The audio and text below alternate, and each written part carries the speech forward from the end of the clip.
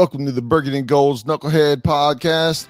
And as always, sitting right over there is my main man, Reggie. What is going on, Reggie? What's going on, Ken? How you doing, brother? You just want to soak that up a little bit?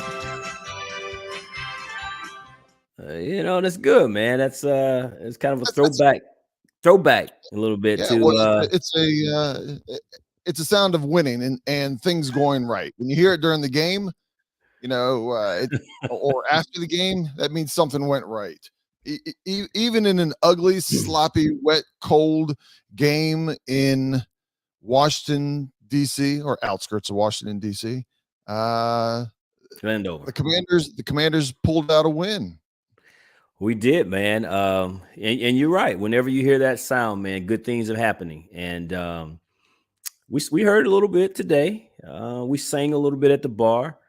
And right. But the sound is very fitting to how the day started with what took place at FedEx Field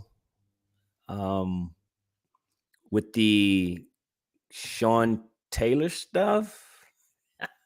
and I used the I don't know what it was. Yeah, we might want to what we thought it was and what it ended up being was clearly something different, right?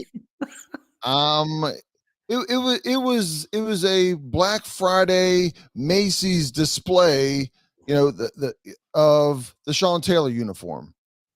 Was it anything more than that? Of you're walking down New York City, and the Macy's Day Parade is over.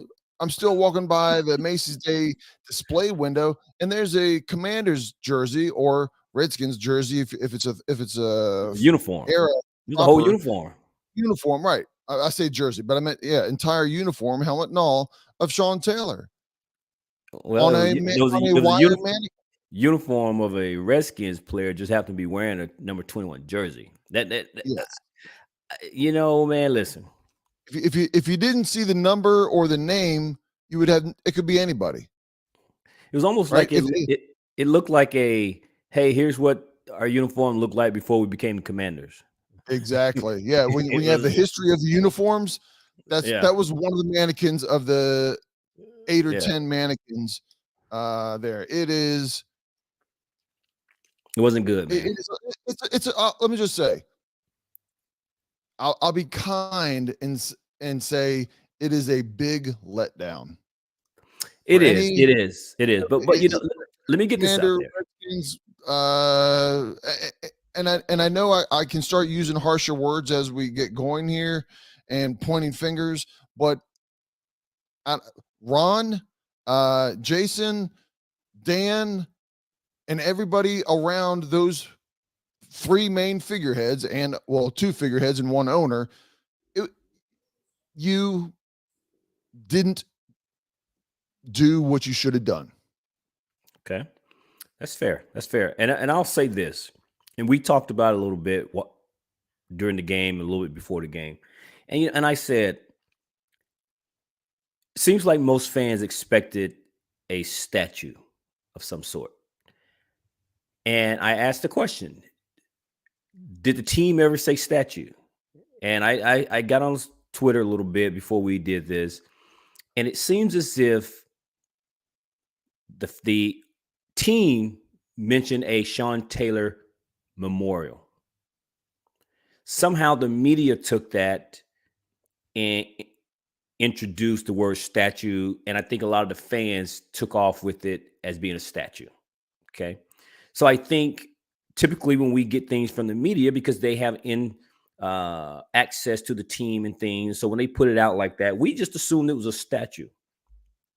And of course, we get a metal mannequin modeling Sean Taylor's uniform. So that's where I think there's the disconnect between what the team said and what we perceived it to actually be. However, even with that being the case, that the team never said statue, for it to be a memorial, it was a huge miss, in my opinion, even as a dedication, as a memorial. Yes. To me, all you did was encased in a what appears to be a glass casing of burgundy Redskins pants with a white number 21 Sean Taylor jersey and a helmet. I mean, there's not even a picture of the guy. Look. I mean, if you walk, Yes. if you take your kid, It should have been a plaque. It should have been a picture. It should have something all encompassing. So, to your let's point, just say this, let Ken. you Let's finish. just Let say you finish. this. Yes, I don't want to Let's just say interrupt you. this. Yes. What we saw on video is just the mannequin with the uniform. I don't know that when you walk up to it, because you and I are not there, that around the edges there's not something that has some writings around the base of it that tells you a little bit about the uniform and the number. So I don't want to say that because we're not there. But if you just walk by that thing, it just looks like a mannequin in a number 21 old school Redskins uniform. And like I said, I don't see a picture or anything. If you took a 8-year-old kid by the stadium next week and you walk past that display, I don't know that the kid knows who that is or what that is. It's just a mannequin in a uniform. So again, I don't know where the statue came. The fact that it was going to be a statue came from, and I certainly don't know if there's more around with some plaques and some stats or a little bit of history written around the base of it. I don't know if that's the case, but just as a display, the fact that they had it covered up, and then they dropped the veil and the curtain down, and to display this thing was a huge letdown, in my opinion, man. And that's kind of one of the things. A couple of notes that I had about that is, for one, Jason and Ron are both former players. Okay. So when you split and you say you've got the football side and the business side, you have former NFL players that are the leaders on both sides of the team. And I cannot believe a leader on either side of the team can look at that memorial, whatever you want to call it, the display, and say that honors Sean Taylor. I agree. Because I have gotten, I'm into Halloween, so I have gotten PVC pipes and created a mannequin to put something over it in my front yard to scare the kids. Okay. If I could make that, I could make that. Right. I could make that out of PVC and put a jersey and a helmet on it. It is, again. And this wasn't last notice, because they sent this 2022 out. While the play on the field in 2022 has, over the last 7 weeks, has kept a smile on our face, everything else that the Commanders have done this year has been a failure. And more of the office, and anything that comes down from the office is continually a failure. And I know you don't want to put it on Jason's shoulders, but Jason, you're the leader. Right? You only have to answer to one person. It is. Just like they picked the Commander's name, just like they picked the thing. He's the one on all the videos pushing everything, and he's the one who's out there in front saying everything, saying, "Oh, here's we're going through this process of coming up with the Commander's name and the Commander's logo and all this stuff." And then he came out prior to it and said, "Oh, we're not going to be able to do the Red Wolves because this." He kind of given throwing a white flag on the Red Wolves, right? And then so you're like, okay, they can't keep messing up, and they continually do. It isn't from a fan's perspective. Now, from a business perspective, he may be raking in millions. Him in the front office might be doing things like crazy because we see the stands are packed, right? You cannot fit another person in that stadium because they're doing such a good job. And there's sarcasm there, for ladies and gentlemen, if you don't recognize it. And you got a simple memorial.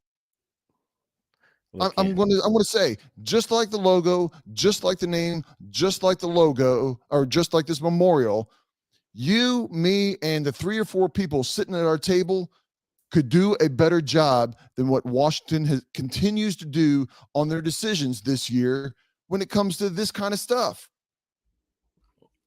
Look, man, It's a failure. It is a failure. I you get no argument from me. They have missed the boat on a few things, from spelling names wrong to how they've done some of the alumni stuff. So I don't disagree. The only thing I'm going to say I disagree with is you saying that I'm giving Jason Wright a pass. Not giving Jason Wright a pass at all. But you don't want to give him any blame. Let's put it that way. No, I'm not saying he's not without blame. I mean, he's a head guy on the business side of operations when it comes to spoke differently when we first looked at this at the bar, and I brought that, and I kind of made the same. Well, I'll tell you why. I'll tell you why I'm kind of glazing over. One is, we're about 10 minutes into this, and we don't want to beat it to death with our listeners that they're listening, and because we want to talk about the game today. But I'll just simply say, my only argument has always been is I know that Jason Wright is the guy that it starts with. What I've only seen I've said is I can't sit here and honestly say that it all starts and ends with him because we don't know what he's being tasked to do and what he's been given to make out of. We don't know what Snyder's telling him, right? As I said at the bar, what was his budget for this memorial? Right? And I'm not asking for you to give me an answer. I'm just simply saying maybe he was only allowed to do so much, and that was at the direction of Snyder. When it came to the name, maybe Snyder only gave him a certain number of names to work with. Maybe they didn't want to buy out certain things in order to make it Redwood. I mean, so maybe I'm just simply saying I understand it's quickly to point the blame at Jason Wright. We just don't know what cards Jason is being dealt with in order to play with. That's my only thing. But I don't disagree that they have failed and missed the boat and missed the mark and not able to hit home runs on certain things. 100%. I'm just not quickly to put all the blame on one guy. That's all I'm saying. Just like when it comes to the league, and certain decisions, everyone looks at the commissioner. Commissioner works for the owners. And if the owners don't want to do XYZ or they prefer to do XYZ, then Roger Goodell has no choice but to do that. And yet we all go for Roger Goodell when in fact he works for the owners. That's all I'm saying. I'm not saying that they have not screwed up a lot, meaning the front office. I'm just simply saying I don't want to say that it's all Jason Wright's fault. That's the only part I disagree with. And that's fine, but we can use that excuse on anybody within the organization, right? Do we want to give Heineke? Oh, well, they're not letting Heineke air it out. Do we want to give that for Turner? Because it's not Turner's fault for his ultra conservative play calling because Ron is a conservative coach and he won't let him do that. And then, I mean, we can keep that ball rolling around like that. But they're all facts, though. At the end of the day, your job and your role is to do your job and do your role. And this is a Jason Wright role and issue. Now, if he has it is right. He should be. There's only one person that can tell Jason Wright, don't do that. Right. The one guy that everybody wants fired because he meddles in or doesn't do things the right way. So he works for the one guy that the fan base wants fired. So again, and we're about to get our wish on that. Well, but until then, he's still the owner. So if the owner says we don't want to do all of this, or I don't want to spend X number of dollars for this, at this point, how do you know Jan Snyder's not saying screw the fan base? I don't care. But I understand. I understand having a budget, right? I 100% do. And I'm not saying that they needed to spend $1 million, $100,000, whatever it is, but the choice that they used to spend whatever the budget was for this, they laid an egg. Okay. I don't disagree that if you were going to, as marketing, if you're going to put this out there and have people anticipate this big reveal, then man, you better come up with something big. Don't portray this as this big reveal and this big memorial that we've all been waiting for, and we're gonna do it right the next time. And then you come out with a toy figure. You can't. That's the part you can't do. So you need to scale back the anticipation. But you guys put it Well, out there, and man, this has been marinating for weeks. well, And then and the funny, anticipation is there, and this is what and you give us. Then that part is on Jason. right, But I mean, that part right. is on his department. Well, it's funny because for those that haven't seen the Sean Taylor Foundation, um, the foundation came out with T-shirts, kind of to coincide with what Washington Commanders were doing to honor him. They came out with the T-shirt and the logo and everything they did on that. The That was legacy a sharp project. logo. Yeah, that was a sharp logo and a cool design that they did. As soon as I saw it, I told you, I said, man, I said, I know the outside um, foundation did that and not the Washington Commanders, because it looks good, it looks sharp, it looks, it looks, I'll say, modern, of what you would see somebody putting Look, man. out there these days. Let me just And say, I would buy, look, I would buy one of those, but there's a lot of Commanders stuff, even though I've got a little bit, there's a lot of their stuff I would not buy, or sometimes some of it I wouldn't even wear if you gave it to me.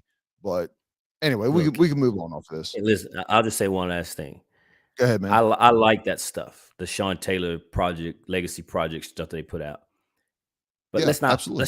let's not over hype this for what it was. It's black shirts with a helmet with Sean Taylor, with a helmet where he's taped up the face mask and his name on the back. It's There's simple. not a lot. It's simple. I It understand, works. but there's not a lot of creativity into it though. So let's not pretend like the people that They could have done a designed lot and of things. marketed this. In fact, the helmet is from a picture he wore.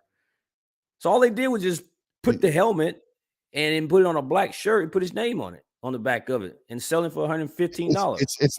It's not the effort. It's not the effort. It's the idea. And Washington marketing cannot come up with good ideas. Fair enough. That's my point. That's Fair my enough. point. Fair I enough. mean, obviously the Commanders' budget for anything far exceeds what any little private foundation can do. Absolutely. And Point, with that, they fail. and so to your point, to this thing, sometimes keeping it simple is the best way to go. And they could have done some things to keep it simple, and it would have been just as great for the fan base. But I'm going to ask you a question. Did we play a game and did we win today? Because right now it doesn't feel like we won a game based on this conversation. Yeah. Hold on. Let me get some music going there again. I mean, I should have faded that out. Sorry. Did we win today? We did win, Reg. Despite what you were saying during the game, you were a doubting Thomas, as they like to say, a negative Nancy during the game. Yes, I'm not gonna run from it. And everybody that watched the game, to my comments about Reggie's comments during the game, it was an ugly game. It was ugly weather. It was, I mean, there were mistakes, but it was just like, I don't know. It was kind of if you're describing it to somebody, it's just a tough game to describe of what the problems were. I mean, yes, we can point out things and we'll get into a few of those things, but it was just like an ugly game that I didn't want to watch. And I definitely wouldn't want to be there in the stands in the cold rain watching that ugly mess. But at the end of the game, Washington came out with a W. So you kind of smirk and shake your head and go, hey, at least we got it, right? Listen, man. Go ahead, Negative Nancy. Go ahead. Man, listen. And listen, I'm gonna own it, because I know some people gonna listen to this and be like, sometimes you just got to take the W because they're hard to come by. And I get it, man. But I'm gonna use my guy Mike Tomlin again. The standard is the standard. So we just happy winning these kind of ugly games, kind of, sort of.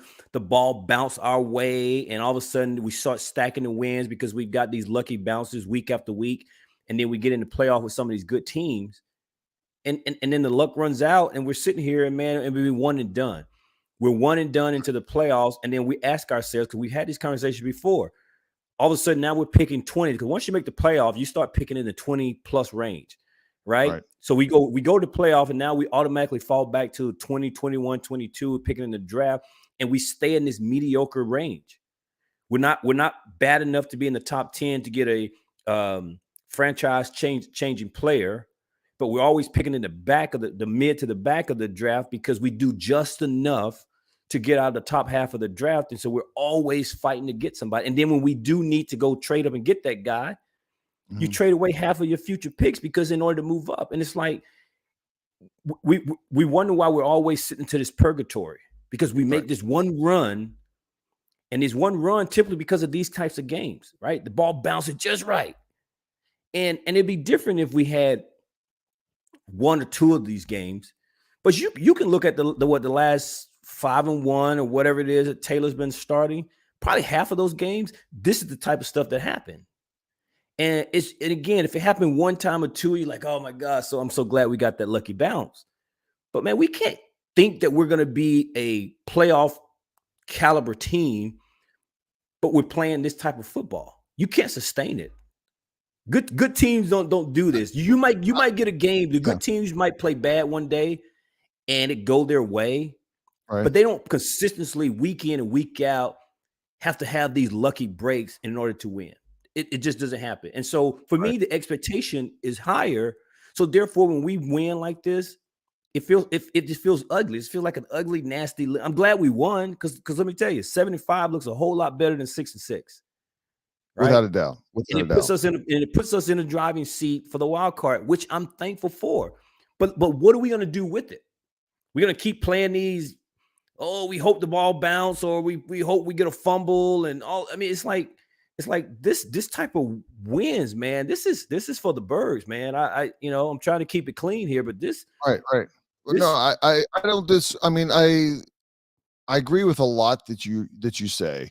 I brought it up at the bar that when you and I did the pregame evaluation of this, I expected us to throw the ball more, to air it out a little bit more, and granted, all of a sudden the rain came in, and so some of the game plan that Turner was putting together on Monday, Tuesday, very well could have changed come Thursday, Friday when they see the forecast of full rain.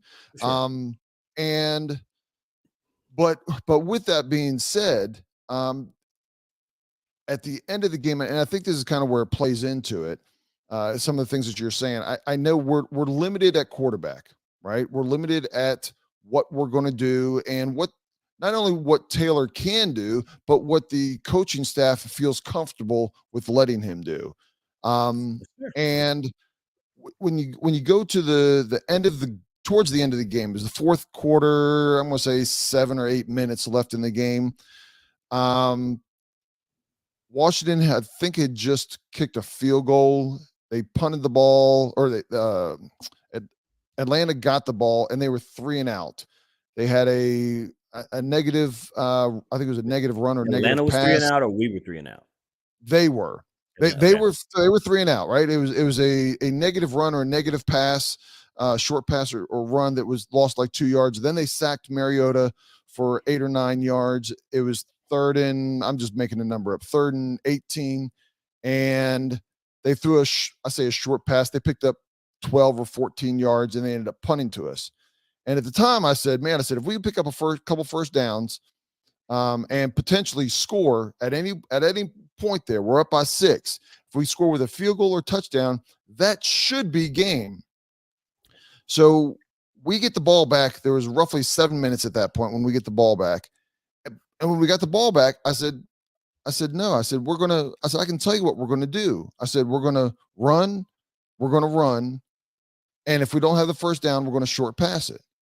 And sure enough, it was like we always joke that Turner must have been listening to us, because he must have been listening to us. It was a run for they lost a yard or two, a run gained a yard or two, and I was like, look, I said they're going to throw a 5 to 7 yard pass and count on the running back or receiver to pick up the last 5 yards, and Gibson slipped. And it was exactly that. We were 3 and out. And I understand there's still a lot of time on the play, but you are in a position to take them out of the game, to take truly control of the game. And I understand it's raining. And I understand, you don't want to have a turnover in that situation, but you had the ball almost at midfield. We started the ball at our 40-yard line, and they just, again, Turner should have passed on first down, even if it was a short pass, right? Give me that 5 or 7 yard pass on first down. And now it gives me that much more flexibility on second and third down, because they're expecting you to run it and try and grind the game out. I just, sometimes the strategy that Turner and the staff put together, especially at the end of the game, it's like, oh, we're just going to hold on and hope we win, right? That defense can't make a mistake. We know that they're good, but man, please don't make a mistake, defense. Don't give up a big play, and maybe we'll come out and win this game, and the knuckleheads will play "Hail to the Redskins" music as they start their podcast. It's a mindset that is frustrating as a fan. We've seen it a couple times. Whenever we get a lead, Scott Turner's game plan seems to be, let's protect the lead instead of let's just closing this game out. So to your point, there were, toward the end of the game, with us winning by 6, we had 2 opportunities to get some points on the board, even at a field goal, knowing that Atlanta was not going to throw themselves back into this game. And what Scott Turner decides to do is to get very conservative for whatever the reasons were. From a fan looking, he got very conservative and hoping to make the first down. If you make the first down, we're not having this conversation. But both times, it was a 3 and out. We kicked the ball off, and Atlanta had an opportunity on both occasions to march down the field. And lucky for us, especially at the end of the game, Payne makes a hell of a play, man. Because if it wasn't for him tipping that ball, I think the receiver was wide open. I think Cordero Patterson wide open. Yeah. He was open enough that all he had to do is take a step and a half, as big as he is, and he was going to be in the end zone. So yes. So again, it's one of those situations where we played to protect the lead and put our defense out there to hold them. And keep in mind, Atlanta was the number 2 rushing team in the NFL coming into this game. And that didn't change. Our defense, man, as good as our defense is, and we talked about it on our pre show podcast about leading to this game, is our defense is going to have to bring it, because it was mano a mano. Our rush defense against their run offense, and I will say advantage Atlanta. Looking back at the game, advantage Atlanta, because they ran the ball 29 times, 167 yards, a 5.8 yard average, which is right on par with what they've been doing all year long. And listen, our defense did a good enough job. We did a good enough job, because again, our defense hasn't allowed, I don't think, anyone to score 20 points. I think other than maybe, don't quote me on this, maybe the Green Bay game, maybe. Yeah. I don't remember what the Eagles final score was, but they're not giving up over 20 points during this win streak. So the defense is playing good enough. And again, so they go out and get this game, and they did the best they could to try to contain the Atlanta offense. And I know they did, because again, I got Cordero Patterson on my fantasy teams we talked about. And listen, my real team comes first. And Cordero Patterson didn't go off. In fact, I think he only had 52 yards rushing. As a team, they had 167. They kind of had a 3-headed monster, right? Because they had him with 11 carries, the other running back with 11, and then Mariota had 6 or 7 carries, all of them with about 50 yards, roughly 50 yards each. So as a group, they ran the ball very well. Absolutely. Collectively, they did very well. Yeah. But again, Cordero Patterson has been the engine behind their run game, and he didn't do much at all today. But collectively as a team, they did what they were supposed to do. Exactly what we did against Philly. It was collective effort.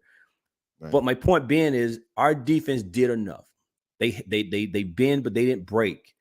And yet our offense goes out there and we get very conservative. I don't know. I just don't understand Scott Turner and his philosophy. Like, I don't know, you could say our identity is to run the ball first and pass. Everybody knows that. And every now and then, Scott, maybe switch it up, brother. Right? You think we're gonna run on first down? Oh, we got you. We're gonna do a screen pass. Oh, we Well, got even you. on You the know on the what? on the first series, we threw the ball some. We got to Terry a couple times, and we were throwing the ball some. I was a little surprised early on I'm like, you were successful with it. Why aren't you keeping this going? Again, I don't need.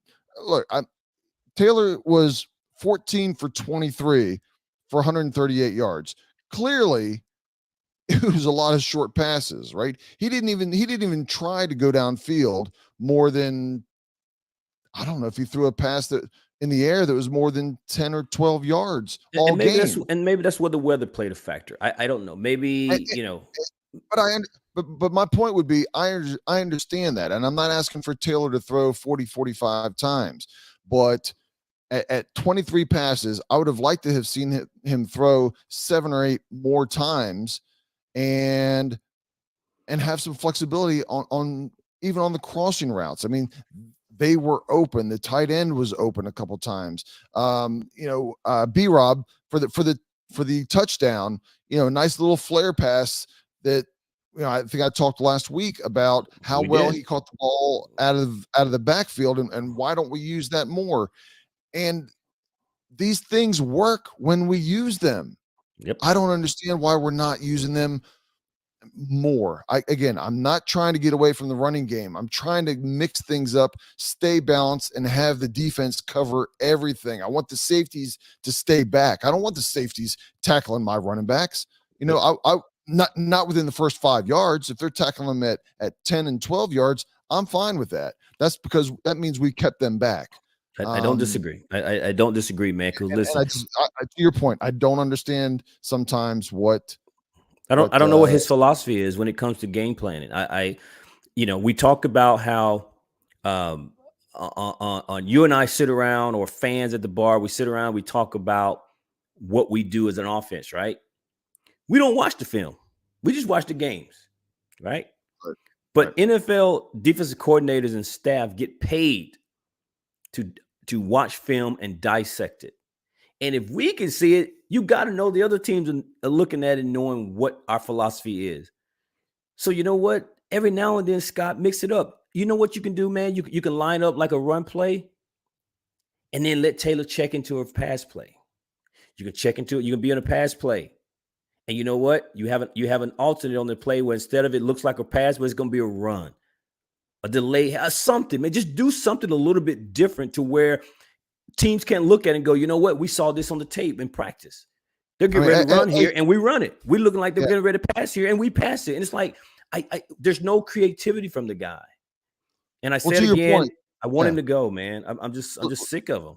To your point, as we're watching the games, we're not surprised with the play that's being called, right? When it's 3rd and 8, we know typically we're going to throw a 6-yard pass. On first down, we're probably going to run more than others. And if I, as a fan, can watch it and I am not, and everything is predictable, semi-predictable, then the teams that have watched the film for hours and hours, they have scouts that do nothing but watch the film, and then they give their feedback to the team and the coaches and the players of, here, when you watch film, watch these tendencies and these habits, because Washington has the tendencies and habits. And again, that last series that Washington had when they were 3 and out, run, short pass. Again, it ought to just be how they hold cards up sometimes on the sidelines in high school to do the plays. I can hold the play up, run in the middle, run maybe just outside, and do a short pass. If we pick up the first down, it's great. Nobody complains, but it's just predictable that is exactly what we're going to do. Atlanta was the 32nd ranked run defense.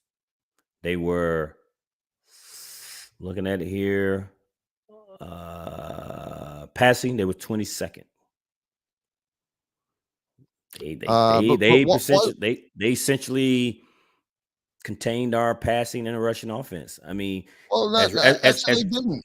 well, hang on. As Ron liked to say, what we didn't do, Ken, is we got behind the chain. We didn't get in front of the chains this week. That's what Ron likes to say. Right. You get in front of the chains, you get a lot of second and third and shorts, right? That's not what happened today. We weren't heavily penalized, but the rushing attempt today by our guys was enough, but we didn't get in front of the chains like we normally do. There was a lot of second, third, and longs. And and to me, that was a difference in our offense. Because when we get in front of the chain, it seems like there's a lot we can do. There's a lot. Well, I should say, seems like Scott Turner seems to open the playbook a little bit more when we're in a short third and short. But man, if we get in a 3rd and 5 and long, it's like he doesn't want to go downfield, or he's going to run that ball and hope to get it on 3rd down. But it's like the playbook shrinks, whether he doesn't trust Taylor Heineke or whatever the case may be. But if we get in 3rd and long, you better believe Scott Turner's going to be very predictable in his play calling. And today was one of those days where we ran the ball enough, but it wasn't a great running game. I mean, I got the stats here. We were 37 of 176 yards. We had 10 more rushing yards than Atlanta, but we rushed the ball 10 more times than they did.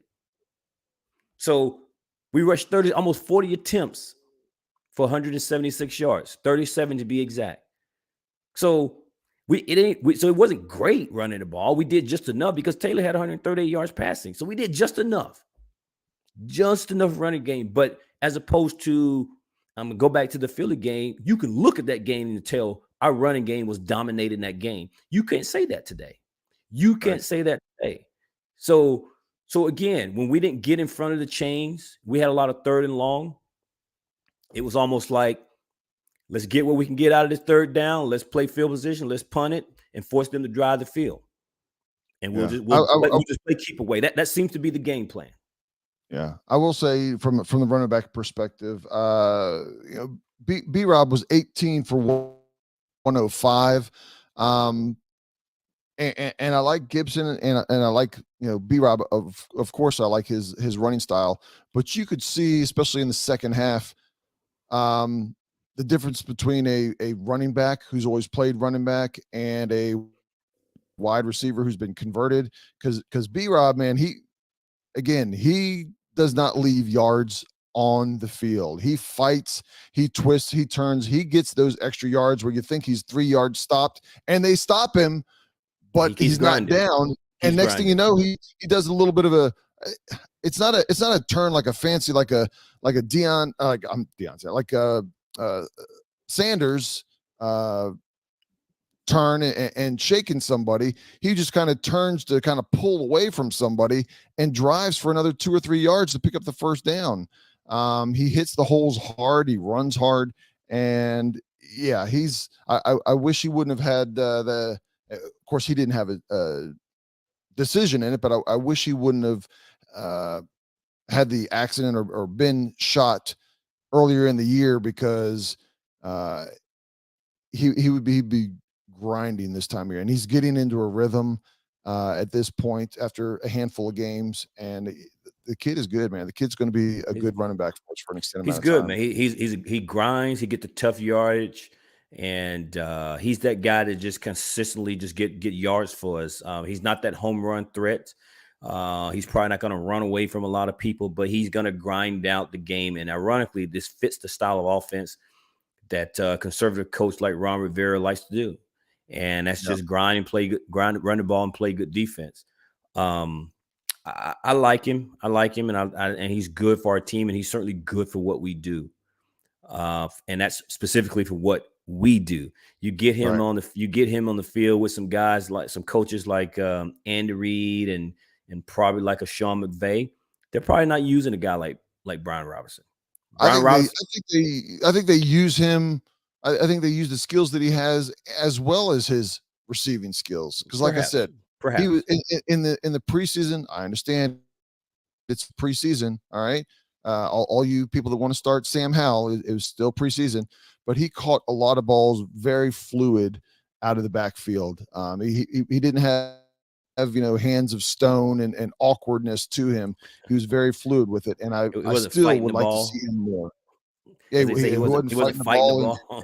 and awkward, and yeah, I would like to see him used more Yeah. because again, I don't want to use him on third and long, but it's first down, and fake the pass to him, let him roll out, and have him be a check down for Heineke to hit and let him run, man. But anyway, Yeah, yeah. Man, and again, I'm gonna say I'm happy that we got the win. Okay, and I know you always gonna give me a hard time because I wasn't just overjoyed that we won that game. Um, we were a couple decisions away from losing that game with the way Scott Turner and those guys called the game. Um, Atlanta drove down the field and they had every opportunity to win this game, man.